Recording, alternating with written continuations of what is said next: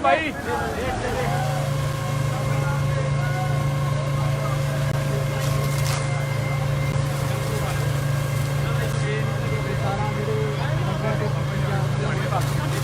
करके आप पूरी तरह से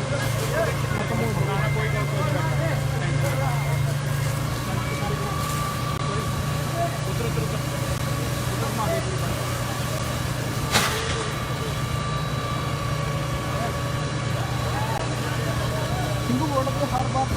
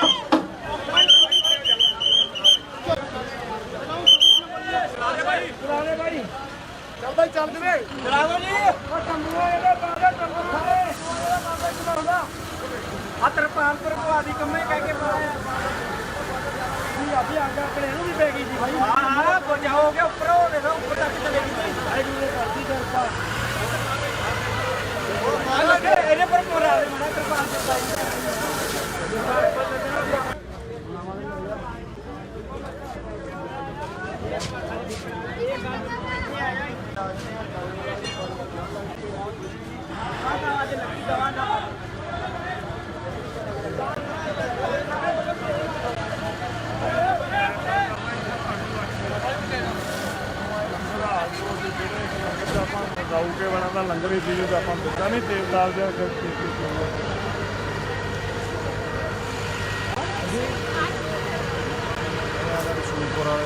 अपना ये आ रहा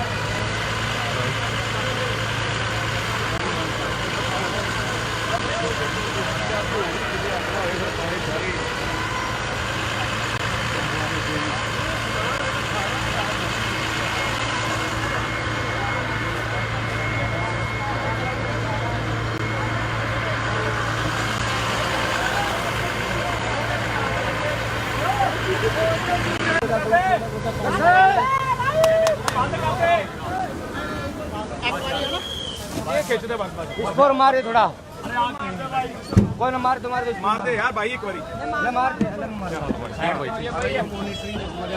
इसका मॉनिटर ऐसे घूमेगा अरे ऐसे घूमेगा भाई रुको तो सही 1 मिनट रुक जा पंडित जी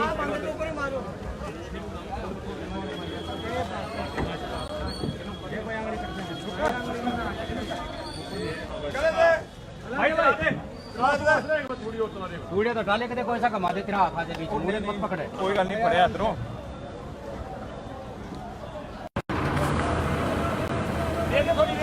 थोड़ी रेस दे भाई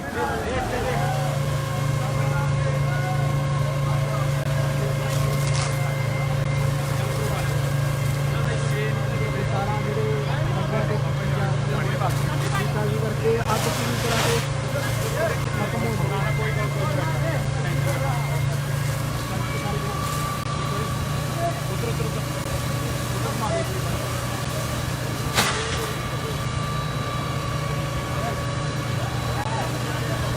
सिंधु बॉर्डर पे हर बार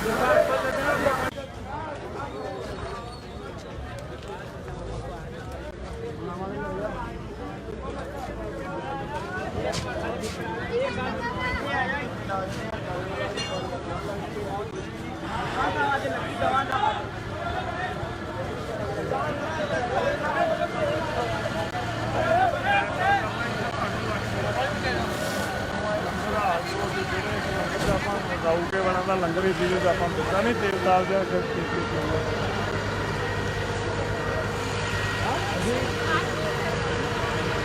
ਸ਼ੂਪੁਰ ਵਾਲੇ ਨੇ ਤੁਸੀਂ ਆਪਣਾ ਕੀ ਹਾਲ ਹੈ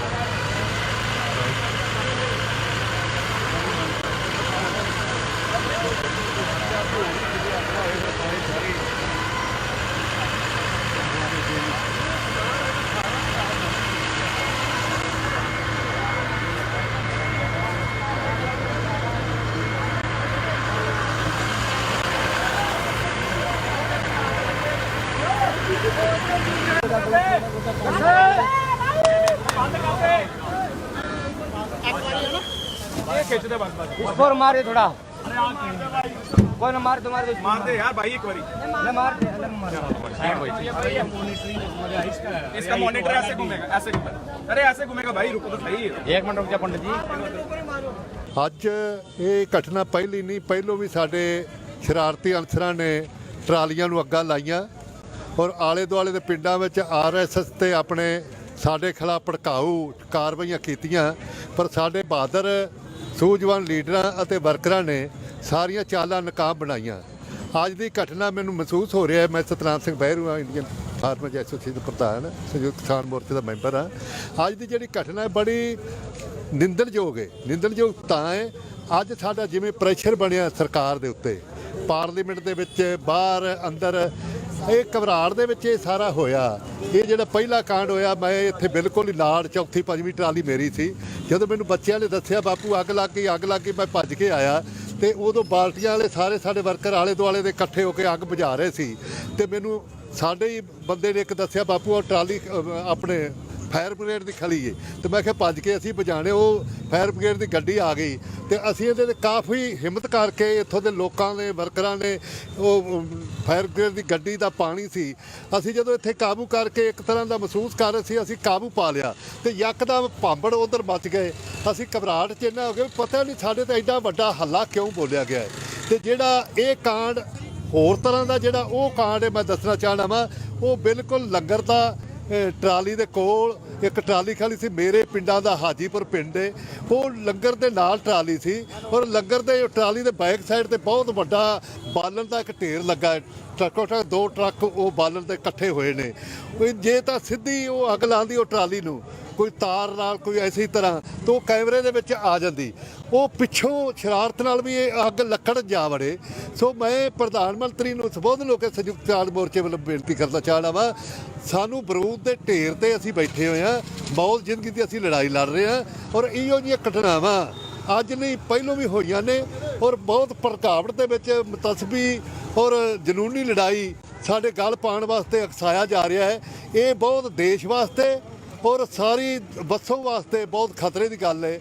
ਜਿਹੜਾ ਅੱਜ ਦਾ ਇਹ ਕਾਂਡ ਹੈ ਸੰਯੁਕਤ ਕਿਸਾਨ ਮੋਰਚਾ ਇਹਦੀ ਜ਼ਬਰਦਸਤ ਨਿੰਦਿਆ ਕਰਦਾ ਹੈ ਔਰ ਇਹਦੀ ਜੁਡੀਸ਼ੀਅਲ ਅਸੀਂ ਜਾਂਚ ਮੰਗਦੇ ਹਾਂ। ਇਹਦੀ ਤਹਿ ਤੱਕ ਜਾਇਆ ਜਾਏ ਸਾਨੂੰ ਦੱਸਿਆ ਜਾਏ ਵੀ ਕਿਹੜੇ ਸ਼ਰਾਰਤੀ ਲੋਕ ਨੇ ਇੱਕ 5 ਟਰਾਲੀਆਂ ਛੱਡ ਕੇ 5 ਮਿੰਟਾਂ ਦੇ ਵਿੱਚ ਉੱਥੇ ਭੁੱਕੇ ਮੱਚ ਜਾਂਦੇ ਨੇ। ਇਹ ਚਾਂਸ ਨੂੰ ਗੰਭੀਰਤਾ ਨਾਲ ਅਸੀਂ ਲਵਾਂਗੇ। ਸੰਯੁਕਤ ਕਿਸਾਨ ਮੋਰਚਾ ਐਮਰਜੈਂਸੀ ਮੀਟਿੰਗ ਕਰੇਗਾ। ਕੱਲ੍ਹ ਨੂੰ ਵੀ ਸਾਡੀ ਮੀਟਿੰਗ ਹੈ। ਅੱਜ ਵੀ ਸਾਡੇ ਇੱਥੇ ਬਹੁਤ ਸਾਰੇ ਲੀਡਰ ਇੱਥੇ ਪਹੁੰਚ ਚੁੱਕੇ ਨੇ ਤੇ ਅਸੀਂ ਇਹਨੂੰ ਬਰੀਕੀ ਨਾਲ ਆਪਦੇ ਤੌਰ ਤੇ ਪੜਚੋਲ ਕਰਾਂਗੇ ਵੀ ਇਹਦੇ ਪਿੱਛੇ ਕਾਰਨ ਕੀ ਨੇ ਤੇ ਅਸੀਂ ਜੁਡੀਸ਼ੀਅਲ ਦੀ ਜਾਂਚ ਮੰਗਦੇ ਹਾਂ ਤਾਂ ਕਿ ਸੱਚ ਸਾਹਮਣੇ ਆਵੇ ਤੇ ਅਸੀਂ ਰਾਖੀ ਆਪ ਦੀ ਕਰਾਂਗੇ।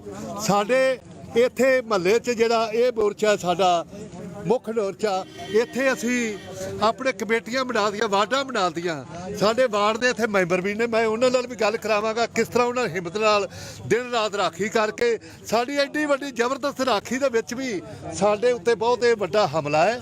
ਉਹ ਬਹੁਤ ਵੱਡੀ ਸਾਜ਼ਿਸ਼ ਹੈ ਤੇ ਇਹ ਸਾਜ਼ਿਸ਼ ਦਾ ਪਰਦਾ ਸਾਫ਼ ਕਰਨ ਵਾਸਤੇ ਸਾਡੇ ਲੀਡਰਾਂ ਦੀ ਮੇਰੇ ਸਮੇਤ ਸਾਹਿਬ ਦੀ ਜ਼ਿੰਮੇਵਾਰੀ ਹੈ। ਅਸੀਂ ਇਹਨੂੰ ਗੰਭੀਰ ਲੈਂਦੇ ਹਾਂ ਔਰ ਦੇਸ਼ ਦੇ ਪ੍ਰਧਾਨ ਮੰਤਰੀ ਨੂੰ ਦੇਸ਼ ਦੇ ਹੁਕਮਰਾਨਾਂ ਨੂੰ ਅਸੀਂ ਸੁਚੇਤ ਕਰਨਾ ਚਾਹੁੰਦੇ ਹਾਂ ਖਬਰਦਾਰ ਕਰਨਾ ਚਾਹੁੰਦੇ ਹਾਂ। ਅਸੀਂ ਇੱਥੇ ਮੱਚ ਤਾਂ ਸਕਦੇ ਹਾਂ ਗੋਲੀਆਂ ਖਾ ਸਕਦੇ ਹਾਂ। ਅਸੀਂ ਇਸ ਮੋਰਚੇ ਨੂੰ ਪਿਛਾਂ ਜਦੋਂ ਵੀ ਬੋਲਦਾ ਹੈ ਦੇਸ਼ ਦਾ ਖੇਤੀਬਾੜੀ ਮੰਤਰੀ ਉਹ ਕਹਿੰਦਾ ਜੀ ਪਹਿਲੋਂ ਮੋਰਚਾ ਸਮਾਪਤ ਕਰ ਦਿਓ ਘਰਾਂ ਨੂੰ ਚਲੇ ਜਾਓ ਫਿਰ ਵੇਖਾਂਗੇ। ਇਹ ਸਾਨੂੰ ਵਾਰ-ਵਾਰ ਟੀਚਰ ਕਰਦਾ ਹੈ। ਇਹ ਬਾਜ ਆਉਣਾ ਚਾਹੀਦਾ ਹੈ। ਸਾਡੇ ਨਾਲ ਜੇ ਗੱਲ ਕਰਨੀ ਹੈ ਨਹੀਂ ਕਰਨੀ ਚੁੱਪ ਰਵੇ। ਵਾਰ-ਵਾਰ ਇਹ ਕਹਿਣਾ ਵੀ ਇੱਥੋਂ ਉੱਠ ਜਾਓ ਇੱਥੋਂ ਚਲੇ ਜਾਓ ਫਿਰ ਵੇਖਾਂਗੇ ਇਹ ਨਿੰਦਣਯੋਗ ਸਾਰੀ ਇਹਨਾਂ ਦੀ ਵਿਚਾਰਧਾਰਾ ਹੈ। ਮੈਂ ਸਭ ਤੋਂ ਜ਼ਿਆਦਾ ਇੱਥੇ ਜਿਹੜੇ ਲੋਕਲ ਵਰਕਰ ਨੇ ਜਿਨ੍ਹਾਂ ਦੀ ਅਸੀਂ ਅਗਵਾਈ ਦਿੱਤੀ ਇੱਥੇ ਰਾਖੀ ਦਿਨ ਰਾਤ ਕਰ ਰਹੇ ਨੇ ਉਹਨਾਂ ਨੂੰ ਬੇਨਤੀ ਕਰਾਂਗਾ ਅੱਖੀ ਡਿੱਠਾ ਹਾਲ ਆਪਾਂ ਦੱਸਣਾ ਹੈ, ਬਾਹਰ ਦੀ ਗੱਲ ਨਹੀਂ ਕਰਨੀ। ਜਿਹੜਾ ਅੱਖੀ ਡਿੱਠਾ ਹਾਲ ਇੱਥੋਂ 4 ਟਰਾਲੀਆਂ ਛੱਡ ਕੇ ਅੱਗ ਲੱਗਦੀ ਏ ਔਰ 2-4 ਮਿੰਟਾਂ ਦੇ ਵਿੱਚ ਲੱਗ ਜਾਂਦੀ ਏ ਤੇ ਇਹ ਸਾਜ਼ਤ ਰਾਮ। ਹਾਂਜੀ, ਇਹ ਸਾਡੇ ਬਹੁਤ ਹੀ ਸਤਿਕਾਰਯੋਗ ਭਾਈ ਸਤਨਾਮ ਸਿੰਘ ਜੀ ਬਹਿਰੂ ਜੋ ਮੁੱਖ ਆਗੂ ਨੇ ਕਿਸਾਨ ਮੋਰਚੇ ਦੇ, ਮੌਕੇ ਤੇ ਪਹੁੰਚੇ ਨੇ। ਉਸੇ ਵੇਲੇ ਪਹੁੰਚ ਗਏ ਸਾਨੂੰ ਜਦੋਂ ਅੱਗ ਲੱਗੀ ਆ ਜੀ। ਸੰਯੁਕਤ ਕਿਸਾਨ ਮੋਰਚੇ ਵੱਲੋਂ ਅਵਾਰਡਬੰਦੀ ਕੀਤੀ ਗਈ ਸਾਰੇ ਮੋਰਚੇ ਦੀ, ਕਿਉਂਕਿ ਚੰਗਾ ਇਹਦਾ ਸੰਚਾਲਨ ਚਲਾਉਣ ਲਈ ਚੰਗੇ ਤਰੀਕੇ ਨਾਲ ਕਿੰਨੀਆਂ ਟਰਾਲੀਆਂ ਨੇ, ਕਿੰਨੇ ਲੋਕ ਰਹਿ ਰਹੇ, ਲੰਮੀ ਗੱਲ ਹੈ। ਆਪਾਂ ਗੱਲ ਕਰਦੇ ਹਾਂ ਜੀ ਅੱਜ ਵਾਲੀ ਜੀ 10 ਨੂੰ ਇਸ ਜਿਹੜੀ ਇਹ ਸੈਕਟਰ ਨੰਬਰ 2 ਆ ਜੀ, ਇਹਦੀ ਜ਼ਿੰਮੇਵਾਰੀ ਦਿੱਤੀ ਗਈ ਆ ਜੀ। ਜ਼ਿੰਮੇਵਾਰੀ ਦਿੱਤੀ ਗਈ ਸੰਯੁਕਤ ਮੋਰਚੇ ਵੱਲੋਂ। ਸਾਡੇ ਵਲੰਟੀਅਰ ਆ ਮੇਰੇ ਨਾਲ ਖਲੋਤਾ ਮਲਵਿੰਦਰ ਸਿੰਘ ਜੀ, 5-7 ਸਾਡੇ ਬੰਦੇ ਰਾਤ ਦਿਨ ਧਿਆਨ ਰੱਖਦੇ ਨੇ। ਫਿਰ ਵੀ ਅੱਜ ਇੱਕ ਬਹੁਤ ਹੀ ਜ਼ਿਆਦਾ ਮੰਦਭਾਗੀ ਘਟਨਾ ਜਿਹੜੀ ਉਹ ਵਾਪਰ ਗਈ ਆ। ਤੇ ਜੋ ਸਰਕਾਰਾਂ ਨੇ, ਜ਼ਾਲਮ ਸਰਕਾਰਾਂ ਨੇ, ਕਿਉਂਕਿ ਭਾਜੀ ਬਹਿਰੂ ਸਾਹਿਬ ਜੀ ਨੇ ਦੱਸਿਆ ਹੀ ਆ ਕਿ ਕਿੱਦਾਂ ਅੱਗ ਪਹਿਲੋਂ ਇੱਥੇ ਲਾਈ ਗਈ, ਜਦੋਂ ਇੱਧਰ ਲੱਗੇ ਬੁਝਾਉਣ ਉਸੇ ਟਾਈਮ ਹੀ ਥੋੜੇ ਟਾਈਮ ਜੀ ਦੂਸਰੇ ਪਾਸੇ ਅੱਗ ਲੱਗੀ। ਸੋ ਇਹ ਕਿਤੇ ਨਾ ਕਿਤੇ ਸਰਕਾਰਾਂ ਉਹ ਵੀ ਹੱਥ ਕੰਡੇ ਵਰਤ ਰਹੀਆਂ ਨੇ ਜਿਹੜੇ ਸਾਡੇ ਮਨੋਬਲ ਨੂੰ ਡੇਗਣ ਵਾਸਤੇ, ਜਿਨ੍ਹਾਂ ਦੀ ਨਿੰਦਿਆ ਜਿੰਨੀ ਕਰ ਲਓ ਉਨੀ ਥੋੜੀ ਆ, ਕਿਉਂਕਿ ਬਹੁਤ ਨੁਕਸਾਨ ਹੋ ਗਿਆ ਭਾਰੀ। ਇੱਕ ਪਾਤਸ਼ਾਹ ਦੀ ਕਿਰਪਾ ਮਹਾਰਾਜ ਦੀ ਕਿ ਕੋਈ ਜਾਨੀ ਨੁਕਸਾਨ ਨਹੀਂ ਹੋਇਆ। ਮਹਾਰਾਜ ਚੜ੍ਹਦੀ ਕਲਾ 'ਚ ਰੱਖੇ ਸਾਰਿਆਂ ਨੂੰ। 2 ਬਜ਼ੁਰਗ ਇੱਕ ਟਰਾਲੀ 'ਚ ਰੋਜ਼ ਇਸ ਟਾਈਮ ਸੌਂਦੇ ਸੀ, ਉਹ ਅੱਜ ਕੁਦਰਤੀ ਪਿੰਡ ਗਏ ਸੀ ਜੀ, ਤੇ ਮਹਾਰਾਜ ਨੇ ਉਹ ਜਾਨਾਂ ਬਚੀਆਂ। ਵੇਖੋ ਇਨਕਲਾਬੀ ਬੋਕਿਆ ਜੀ, ਇਹ ਇਨਕਲਾਬੀ, ਕਿਉਂਕਿ ਇਨਕਲਾਬੀ ਬੈਠੇ ਆ ਜੀ, ਦੇਸ਼ ਭਗਤ ਬੈਠੇ ਆ, ਅਸਲੀ ਲੋਕ ਬੈਠੇ। ਵੇਖੋ ਲਿਖਿਆ ਕੀ ਆ ਛੋਟੇ ਵੀਰ, ਇਸ ਘਰ ਨੂੰ ਵੇਖ 47 ਦੇ ਵੰਡ ਦੇ ਨਸੂਰ ਫੁੱਟ ਪੈਂਦੇ ਨੇ, ਉਹ ਕਿਵੇਂ ਜਨੂਨੀਆਂ ਲੁੱਟਿਆ ਸੀ ਘਰ ਬਾਹਰ ਸਾਡਾ। ਘਰ ਤਾਂ ਇੱਕ ਜੀ ਕੋ ਵੱਢਿਆ ਸੀ, ਮੈਂ ਦੇ ਬਾਪੂ ਬਚਦੇ ਬਚਾਉਂਦੇ ਇਸ ਪਿੰਡ ਆਣ ਵਸੇ। ਵੇਖੋ ਜੀ ਅੱਜ ਵੀ ਸਰਕਾਰਾਂ ਫੇਰ ਸਾਨੂੰ ਕਿਤੇ ਨਾ ਕਿਤੇ ਉਜਾੜ ਰਹੀਆਂ ਨੇ, ਪਹਿਲੋਂ ਕਾਲੇ ਕਾਨੂੰਨਾਂ ਨਾਲ, ਤੇ ਹੁਣ ਆਹ ਵੇਖੋ ਕਿਹੜੇ ਹੱਥ ਕੰਡੇ ਵਰਤ ਰਹੀਆਂ ਨੇ ਜੀ। ਆਹ ਵੇਖੋ ਸਾਰੀਆਂ ਇਨਕਲਾਬੀ ਕਵਿਤਾਵਾਂ ਜੀ, ਇਨਕਲਾਬੀ ਬੰਦੇ ਨੇ, ਇਹ ਚੰਗੀਆਂ ਚੀਜ਼ਾਂ ਪੜ੍ਹਨ ਵਾਲੇ ਬੰਦੇ ਨੇ, ਤੇ ਉਹ ਵੀ ਸਾਹਿਤ ਜਿਹੜਾ ਸਾਡਾ ਅੱਗ ਦੇ ਵਿੱਚ ਸੜ ਗਿਆ ਜੀ। ਤੇ ਮਲਵਿੰਦਰ ਸਿੰਘ ਭਰਾ ਜਿਹੜਾ ਡਿਊਟੀ ਲਾਈ ਗਈ ਆ, ਇਹ ਰਾਤ ਦਿਨ ਰਾਖੀ ਕਰਦਾ ਜੀ, ਇੱਥੇ ਜੀ ਧਿਆਨ ਰੱਖਦਾ ਜੀ। ਤੁਸੀਂ ਗੱਲ ਹਾਂਜੀ, ਆਹ ਸੰਧੂ ਸਾਹਿਬ ਸਾਡੇ ਮੁੱਖ ਆਗੂ ਜੀ। ਸਤਿਕਾਰਯੋਗ ਸਾਥੀਓ, ਜਦੋਂ ਸਾਨੂੰ ਸਟੇਜ ਤੇ ਸੀ, ਮੈਂ ਉਸ ਟਾਈਮ ਜਦੋਂ ਇੱਥੇ ਅੱਗ ਲੱਗੀ ਆ ਤੇ ਸਾਥੀਆਂ ਦਾ ਫੋਨ ਗਿਆ, ਉਸ ਟਾਈਮ ਹੀ ਮਤਲਬ ਭੱਜੇ ਆ। ਜਦੋਂ ਆ ਕੇ ਦੇਖਿਆ ਕੁਝ ਸਾਥੀ ਇੱਥੇ ਮਤਲਬ ਫਾਇਰ ਬ੍ਰਿਗੇਡ ਆਈ ਸੀ, ਸਾਡੇ ਸਾਥੀ ਪਾਰਟੀਆਂ ਦਾ 5 ਡੋਰਾ ਸੀ। ਇੰਨੇ ਚਿਰ ਨੂੰ ਹੀ ਹਲੇ ਇੱਧਰ ਅੱਗ ਚੱਲਦੀ ਬੁਝਾਉਂਦੇ ਹੀ ਆ, ਤੇ ਦੂਜੇ ਪਾਸੇ ਰੌਲਾ ਹੋਰ ਪੈ ਗਿਆ ਵੀ ਅੱਗ ਉੱਧਰ ਵੀ ਲੱਗ ਗਈ। ਮਤਲਬ ਪਹਿਲਾਂ ਵੀ ਇਦਾਂ ਹੀ, ਜਦੋਂ ਪਹਿਲਾਂ ਰਸੋਈ ਢਾਬੇ ਕੋ ਅੱਗ ਲੱਗੀ ਆ, ਉਦੋਂ ਵੀ 3 ਜਗ੍ਹਾ ਤੇ ਅੱਗ ਲੱਗੀ ਆ। ਭਈ ਜਦੋਂ ਇੱਕ ਪਾਸਾ ਬੁਝਾਉਣ ਲੱਗੇ ਉਹ ਦੂਜੇ ਥਾਂ ਲੱਗੇ, ਜਦੋਂ ਦੂਜੇ ਥਾਂ ਬੁਝਾਉਣ ਲੱਗੇ ਤੀਜੇ ਥਾਂ ਲੱਗੇ। ਇਹ ਅੱਗ ਜਿਹੜੀ ਹੈ ਕੋਈ ਮਤਲਬ ਜਾਦੂ ਦਾ ਮੰਤਰ ਥੋੜੀ ਆ ਵੀ ਇੱਕ ਥਾਂ ਤੋਂ ਲੈ ਕੇ ਦੂਜੇ ਚਲ ਗਿਆ। ਇਹਦਾ ਮਤਲਬ ਸ਼ਰਾਰਤੀ ਬੰਦੇ ਸਰਕਾਰ ਵਿੱਚ ਭੇਜਦੀ ਆ, ਉਹ ਜਾਣ ਬੁੱਝ ਕੇ ਸਾਡੇ ਇਸ ਮੋਰਚੇ ਨੂੰ ਖਰਾਬ ਕਰਨ ਦੇ ਲਈ। ਕਿਉਂਕਿ ਬੰਦੇ ਉਹ ਸਰਕਾਰ ਦੇ ਮਤਲਬ ਉਹ ਕੋਈ MLA ਮੰਤਰੀ ਜਾਂ ਨਹੀਂ ਆਉਂਦੇ, ਉਹ ਮਤਲਬ ਖਰੀਦੇ ਹੋਏ ਬੰਦੇ ਆ। ਥੋੜੇ ਪੈਸੇ ਦੇ ਕੇ ਉਹਨਾਂ ਨੂੰ ਸਾਡੇ ਮੋਰਚੇ ਦੇ ਵਿੱਚ ਭੇਜਿਆ ਜਾਂਦਾ ਵੀ ਮੋਰਚੇ ਨੂੰ ਖਰਾਬ ਕਿੱਦਾਂ ਕੀਤਾ ਜਾਵੇ। ਜੇ ਹੁਣ ਸਾਡੇ ਬੰਦੇ ਉਹਨਾਂ ਨੂੰ ਫੜ ਲੈਂਦੇ ਤੇ ਸੁਭਾਵਿਕ ਸੀ ਵੀ ਉਹਨਾਂ ਦੀ ਜਾਨ ਇੱਥੇ ਜਾ ਸਕਦੀ ਸੀ। ਜਿੱਦਾਂ ਸਾਡਾ ਜਹੂਮ, ਸਾਡੇ ਲੋਕ, ਸਾਡੇ ਨੌਜਵਾਨ ਜਿਹੜੇ ਇਕੱਠੇ ਹੋਏ ਸੀ, ਕਿਉਂਕਿ ਗੁੱਸਾ ਇਹ ਚੜਾਲ ਹੁੰਦਾ ਜਦੋਂ ਕਿਸੇ ਦੇ। ਸਭ ਤੋਂ ਮਾੜੀ ਗੱਲ ਇਹ ਆ ਵੀ ਘਟੀਆ ਤੋਂ ਘਟੀਆ ਬੰਦਾ ਵੀ ਇਦਾਂ ਦੀ ਹਰਕਤ ਨਹੀਂ ਕਰਦਾ ਕਿਸੇ ਦੇ ਘਰ ਨੂੰ ਅੱਗ ਲਾਈ ਜਾਵੇ।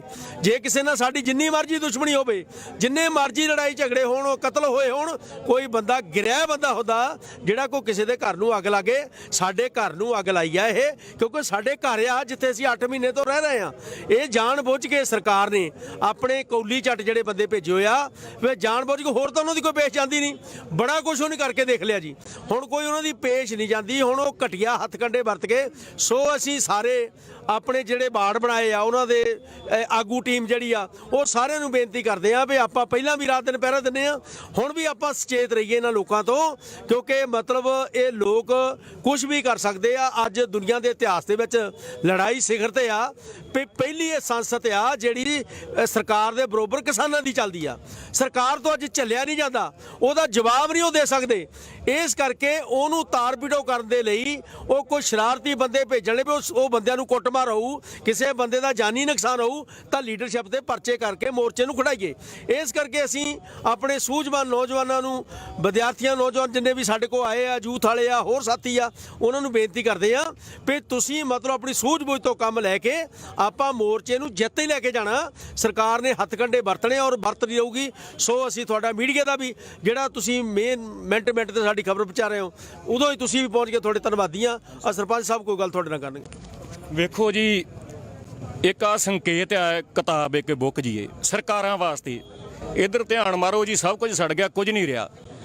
ਇਹਦੇ ਵਿੱਚ ਇਨਕਲਾਬੀ ਕਵਿਤਾਵਾਂ ਫਿਰ ਵੀ ਜਿਉਂਦੀਆਂ ਰਹੀਆਂ ਜੀ, ਇੰਨੀ ਅੱਗ ਦੇ ਵਿੱਚ ਵੀ।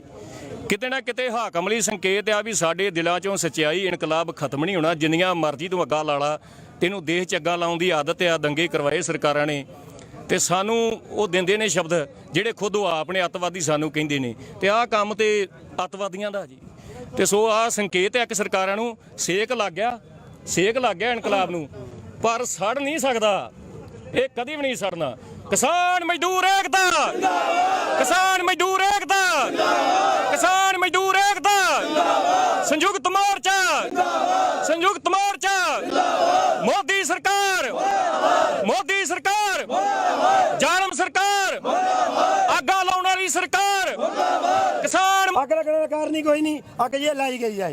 ਜੇ ਸ਼ਾਰਟ ਸਰਕਟ ਬਿਜਲੀ ਕਾਰਨ ਵੀ ਲੱਗਦੀ ਤਾਂ ਇੱਕ ਤੰਬੂ 'ਚ ਅੱਗੇ ਵਧਣੀ ਸੀ, ਇਹ 5 ਤੰਬੂ ਛੱਡ ਕੇ ਲੱਗੀ ਹੈ। ਇਹ ਸਾਡੇ ਕੋਲੇ ਬਹੁਤ ਤਕੜਾ ਲੰਗਰ ਦੇ ਵਿੱਚ ਪ੍ਰਬੰਧ ਅੱਗ ਬੁਝਾਊ।